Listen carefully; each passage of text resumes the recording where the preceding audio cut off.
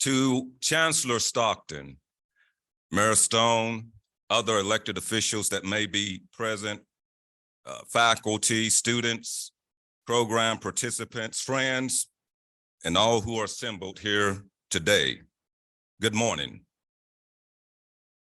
I want to thank you all for your presence here today at this worthwhile and meaningful event.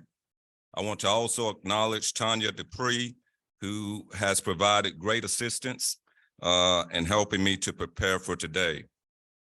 I want to acknowledge all of my friends and fellow schoolmates who may be in attendance, but I want to pay particular acknowledgement to a man who was very instrumental, I think, in me getting here today. He helped me prepare for law school. He helped me prepare to take the bar. He took a chance on me and allowed me to intern at his office when he was working for the Attorney General's office. Mr. Milt Belcher is here, my former professor. Thank you so much. It is indeed an honor and a great privilege to be your guest speaker on this occasion at this remarkable institute of higher learning. Now, I can call it remarkable because, as you know, I graduated from here and I experienced a high degree of academics and preparation. So it's great to be back at AUM, a place where I challenge myself to be better, to do better, and to become the person that I knew I could one day become. A place where I exceeded my wildest academic dreams by repeatedly making the dean's list. A place which broadened my horizons from what was to the possibilities of what could be. And the place, of course, where I met my sweetheart and future wife, Anita. Statistics would suggest that someone such as me, raised in the projects of West Montgomery, who was not a stellar student in school, but a failing student, would not make it to college and later to law school. But I'm here to tell you that dreams do come true.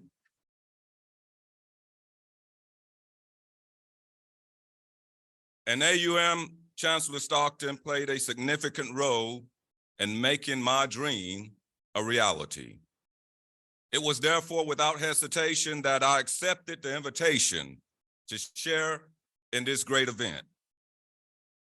Today and much of this past weekend, this historic city, one which cradled the Confederacy and gave birth to civil rights, remembers and celebrates the life of a man who was a champion, a drum major, if you will, for individual rights and freedom.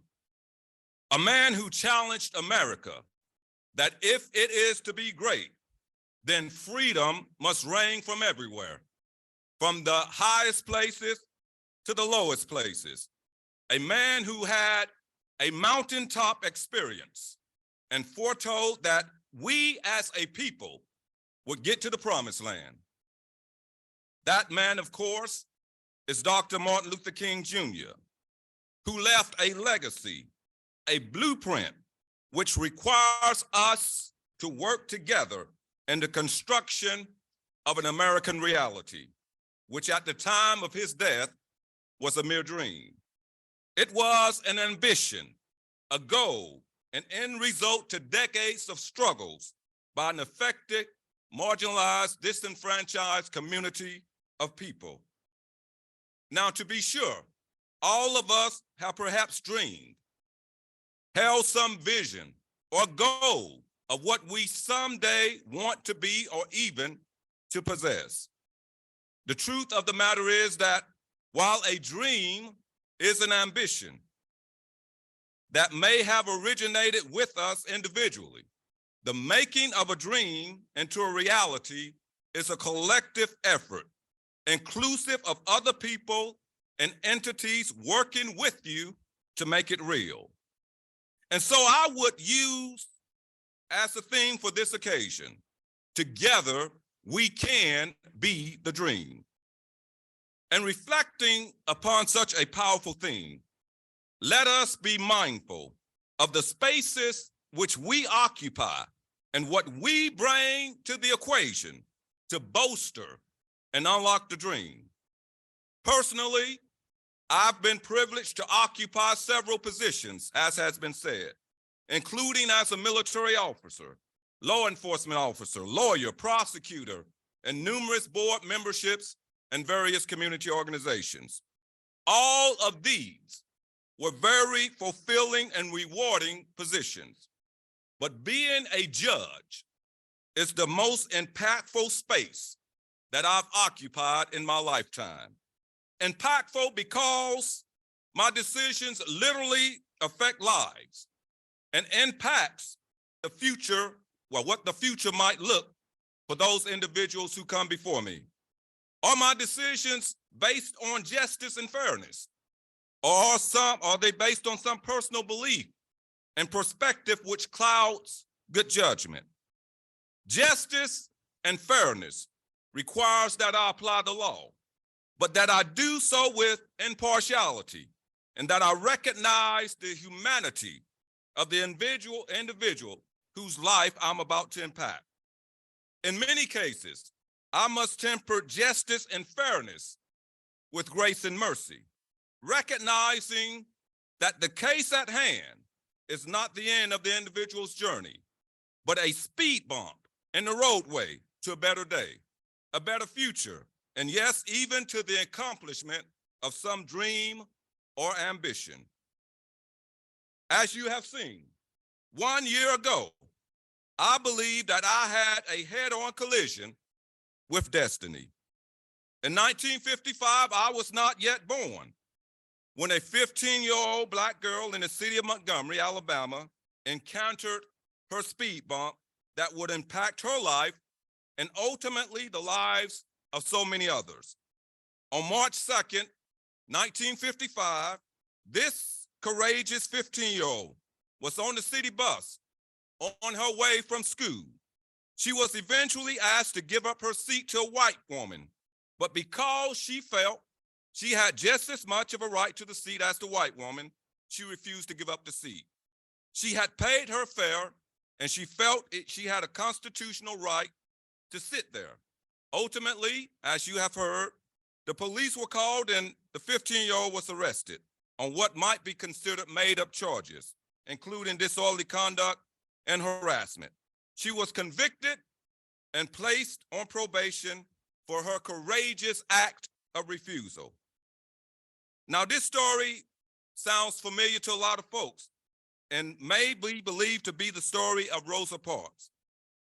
But, of course, as you've heard, this is the story of Miss Claudette Colvin. Mrs. Parks' arrest happened in December, several months later.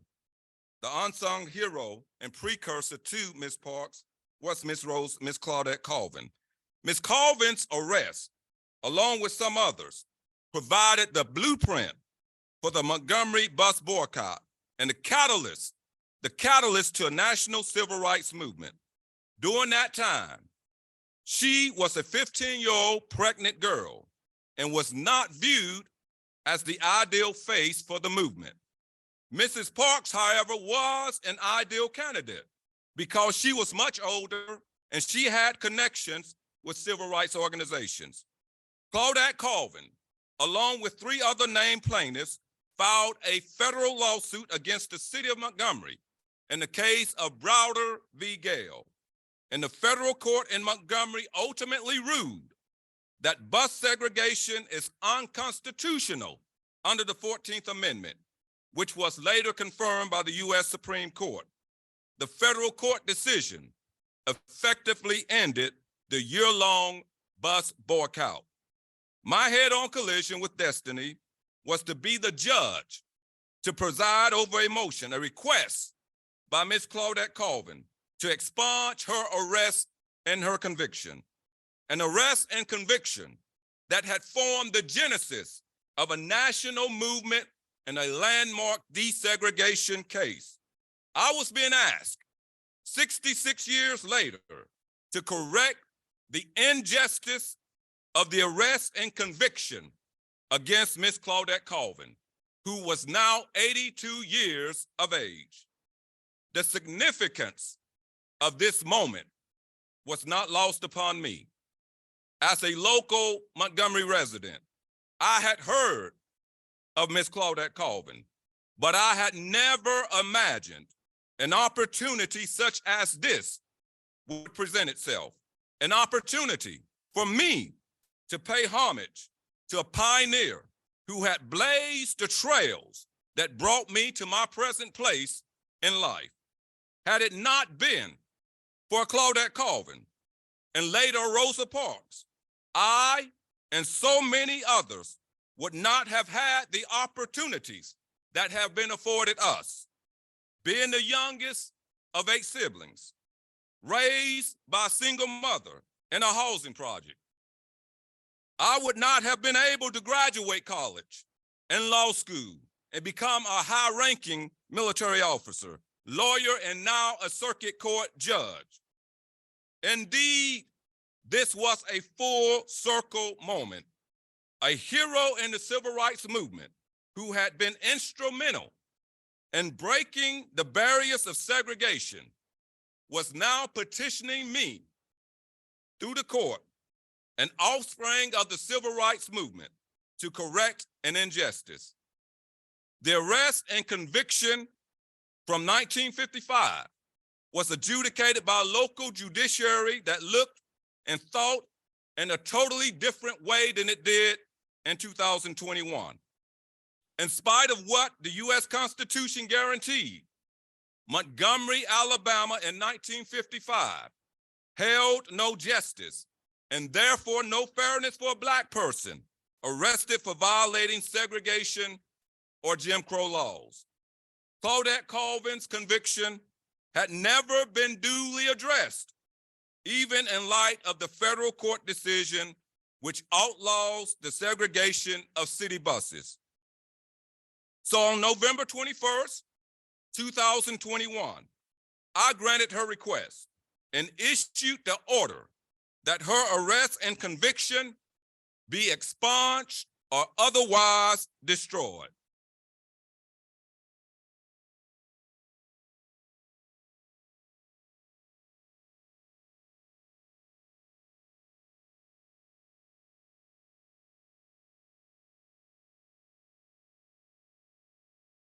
In that order, I noted that it was granted for good cause and as a measure of statutory right and fairness to the said Claudette Colvin for what has since been recognized as a courageous act on her behalf and on behalf of a community of affected people.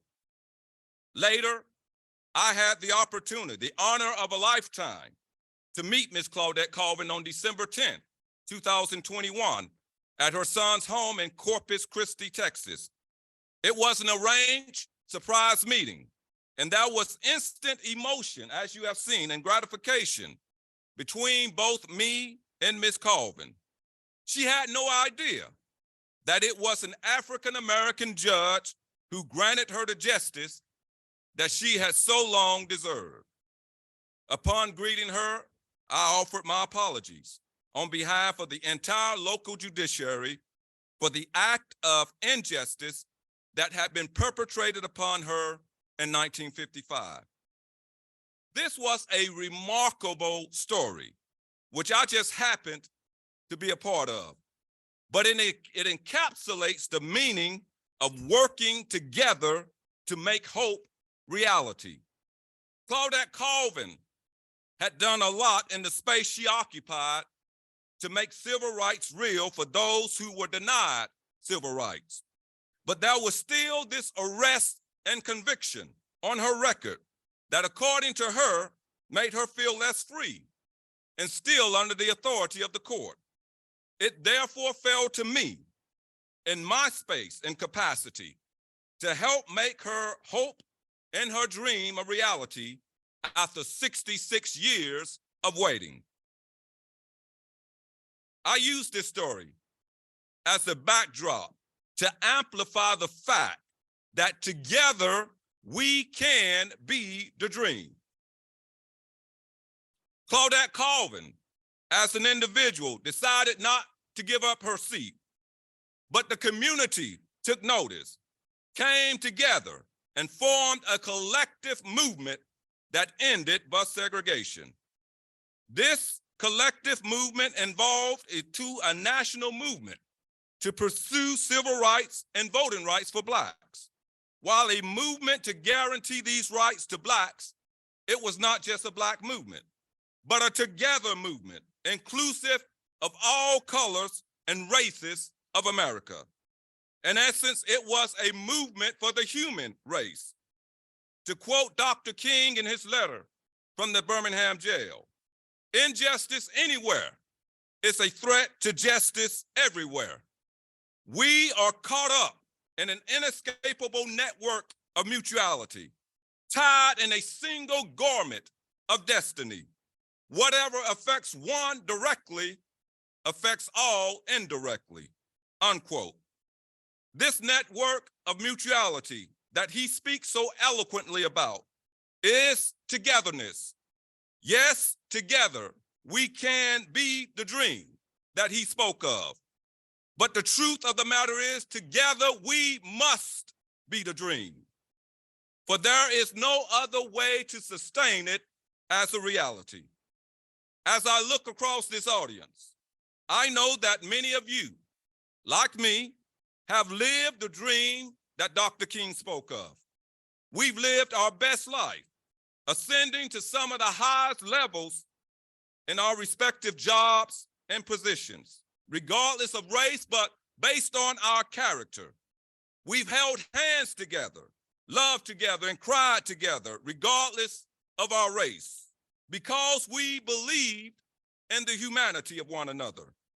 But I must go back to Dr. King's words. Whatever affects one indirectly affects all indirectly. We must be mindful and vigilant of the fact that while the dream has been a reality for many of us, there are many for whom it is still just a dream. There are many more like Claudette Colvin who have been wrongfully convicted and imprisoned because of their skin color. Many who have been wrongfully detained and in some cases killed because of their skin color. Many who are stuck in poverty and homelessness because of their economic status. Many who live in communities filled with environmental waste because of their skin color. And many today who are targets of hate and violence because of their race and lifestyle. So while many of us have been fortunate to live a good life and reach our God-given potential as we share in the dream, let us acknowledge that many Americans do not enjoy the dream. There is the American dream, which embodies our nation's set of ideals, in which freedom is inclusive of the opportunity to prosper and be successful, an opportunity for our families and our children to have social upward mobility through hard work with few obstacles. This American dream is rooted in our nation's Declaration of Independence, which holds that all men are created equal with the rights of liberty, life, and pursuit of happiness. It is a dream that is without restriction as to which American city it applies in or which American citizen it applies to. The American dream belongs to all of us, and all of us belongs to the American dream. And so, on August 28, 1963, in Washington, D.C., Dr. King expressed to the world the discontent of the African American with their share of the American dream. Indeed, the Declaration of Independence had provided African Americans a check to cash in on the American dream. But each time they presented the check, it was returned and marked as insufficient funds. It was what some of us refer to as a bounce check. Dr. King proclaimed on behalf of African Americans that the time was now. In fact, it was the urgency of now, which demanded that the check be made good. Yes, there was awareness of the American dream, but Dr. King spoke of a dream that was really one of uniqueness to Black folk, and which was deeply rooted in the American dream. Before African Americans could achieve the American dream, they first had to achieve Dr. King's dream, which is inextricably linked to the American dream. There was need for America to allow all Americans to live out the true meaning that all men are created equal. An America that allowed Blacks and whites to live together, govern together, love together, and fellowship together. In an America where every Black man, woman, boy, and girl would be judged by the content of their character and not the color of their skin. We must be the dream together because, as Helen Keller once said, alone we can do so little, together we can do so much. Dr. King's dream was a dream of one America, an undivided America, a together America, a whole America. It was a dream of a truly united America, which could be strong in unity by embracing diversity and not excluding diversity. This togetherness epitomizes the dream, and it must not be segmented. It must not only be in some neighborhoods, some cities, or some states, but it must be everywhere, just as freedom must be everywhere. Today, as in every year, we remember and celebrate Dr. King, and we do so not merely because of the man he was, but because of the hope he continues to inspire in us and the legacy he leaves for us. His dream motivates us to continue the legacy of social justice through civil rights, which an entire nation, through blood, sweat, and tears, fought for and won together. During this moment of our nation's history, people from every section of America came together, from the educated to the illiterate, from the rich to the poor, from the young to the old, Black and white. They all came together regardless of what had previously separated them. And so as we celebrate and commemorate Dr. King, let us challenge and dedicate ourselves to become the beloved community, symbolized by the heroes and sheroes of the civil rights movement. Though we may not be related by blood, together we can. Though we may not be the same race, together we can. Though we may not share the same religion, together we can. And though we may have different political ideology and viewpoints, together we can. Together we can because in the beloved community, we are all interrelated by the love of our fellow human being. This interrelatedness of the beloved community allows us to better understand the inequities and injustice against any one of us, because inevitably it affects all of us. It allows us to truly be our brother's keeper and care for those we love. In the words of Dr. King, an individual has not started living until he can rise above the narrow confines of his individualistic concerns to the broader concerns of all humanity, unquote. When we put aside individuality to suit our individual concerns and put on individual concerns with the collective concerns of humanity, we become the beloved community. Let us therefore turn our related togetherness into an interrelated togetherness, and our interrelated togetherness into a truly beloved community so that together we can be the dream.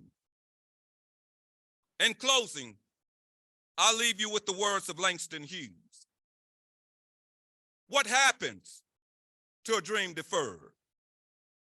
Does it dry up like a raisin in the sun, or fester like a sore and then run? Does it stink like rotten meat, or crust and sugar over like a syrupy sweet? Maybe it just sags like a heavy load. Or does it explode? Friends, together let us all be the dream and let us make it explosive. Thank you so much.